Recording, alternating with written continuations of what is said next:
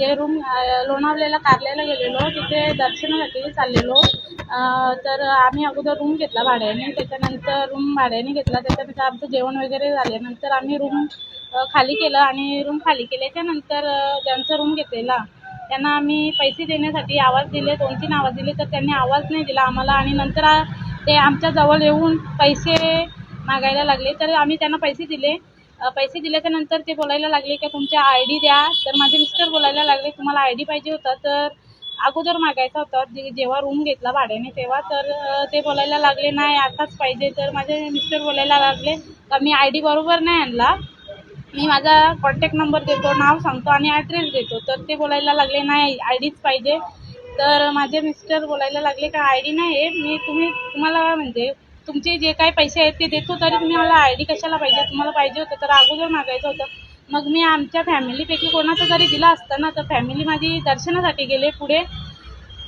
त्याच्यावरून त्यांनी वाद घातला आणि डायरेक्ट शिवीगाळी करायला लागले का तुमचा समाज भरपूर माजलेला आहे आणि तुम्ही लोक खूप माजल्यात, असं शब्द बोलायला लागले ते लोक. आणि मग त्यांनी डायरेक्ट अंगावर आले आणि मारायला सुरुवात केली. जे रूम ज्यांचा भाड्याने घेतलेला होता तीच लोक होती, हॉटेल मालिकच होती.